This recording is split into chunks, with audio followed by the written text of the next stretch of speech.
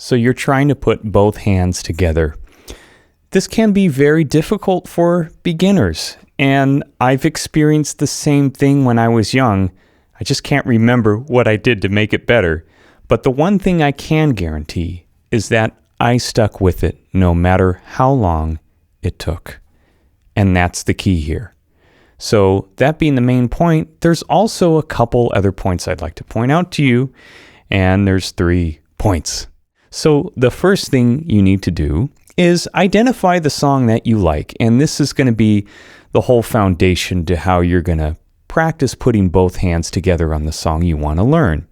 So let's go to a piece that I like. It's called the Elderberry Song, and I'm going to play a little bit for you, and then we're going to figure out the first step to take for putting both hands together.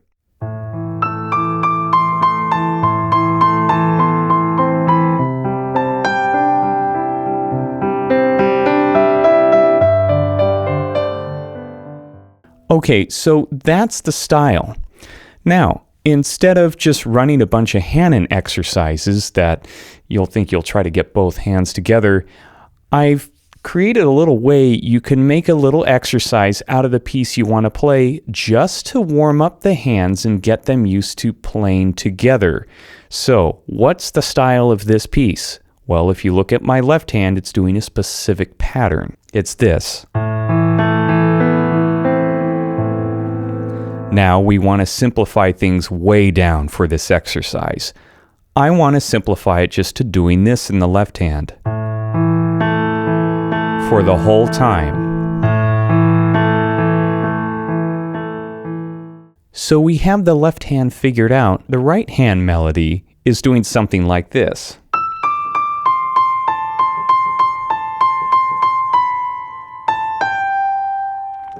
We can make something similar and a little bit more easy.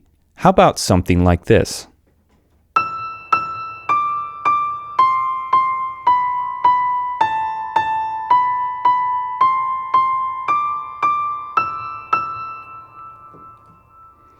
It captures the rhythm and essence of the melody. We're just going to do this exercise that we just created. All right. Left hand. The whole time. I'm not going to change anything. Then I'm going to put the right hand.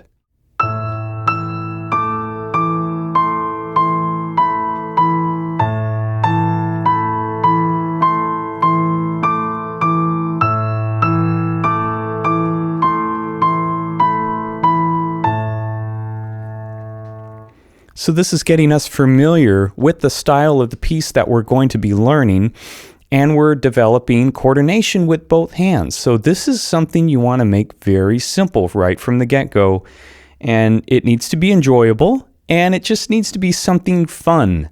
All right? Have fun with creating your own little exercise. The next step, step 2, is to start playing the song that you're having trouble with. So you've probably started playing the song and say, hey, oh, this is great. But then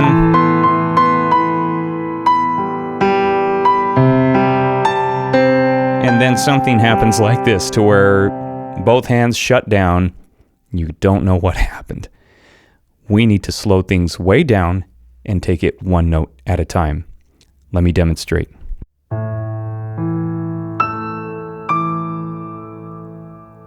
Every note has to be as effortless as eating chocolate cake. How about that?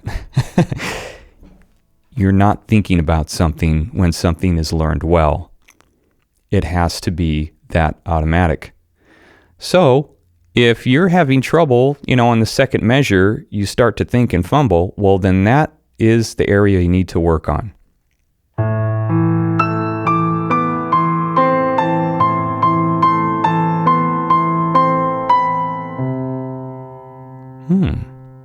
There it is. There's the trouble spot. We want to back up a note before this happens.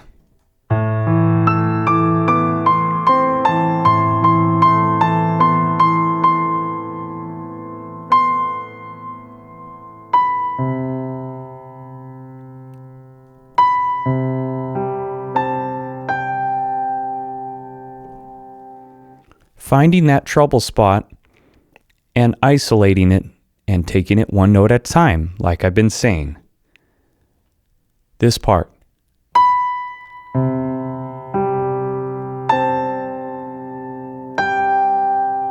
I'm only going to take that much material and run it till it feels effortless. The right hand first, then the left hand. That's when two notes meet. Oh, so I'm going to take notice.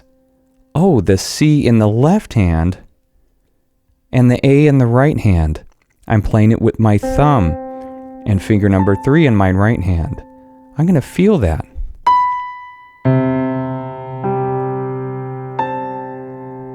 Ah, that feels so much easier. I took a segment of the piece, like half a measure, right? A couple notes, and then I slowed it down a ton to where it was basically, I'm letting the fingers learn the choreography. They're learning the movement and the feel of how it feels to play correctly. Lastly, a very important step.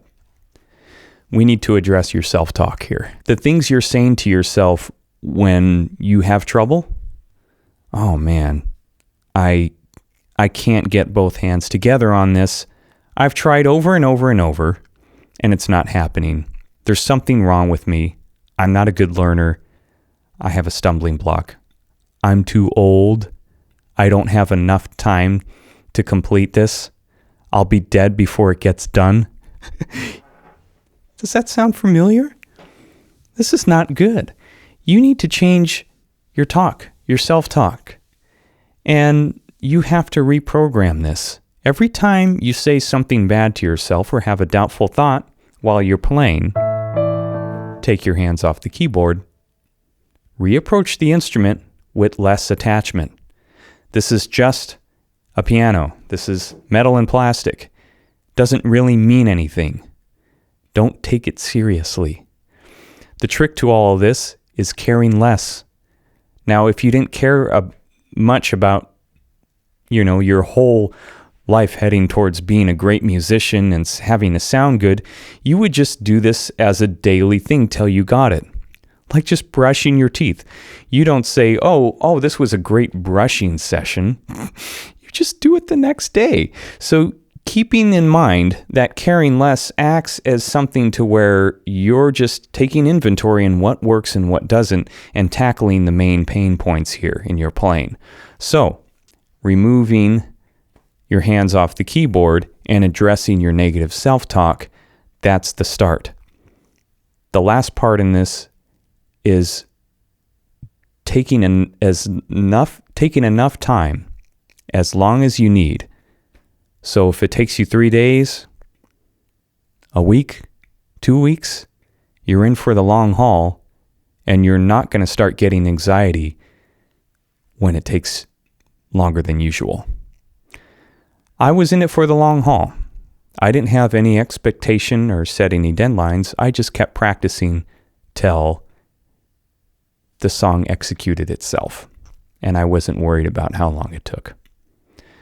That's what you need to keep in mind when you're playing piano. So I hope these 3 points will help you in putting both hands together on the piano and making it more of an experience and journey. So thanks again.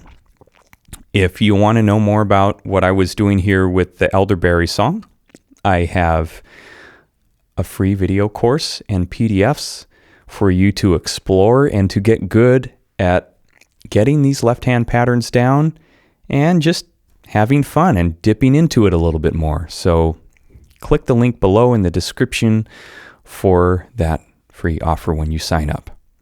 Thanks again, and I'll see you in the next video.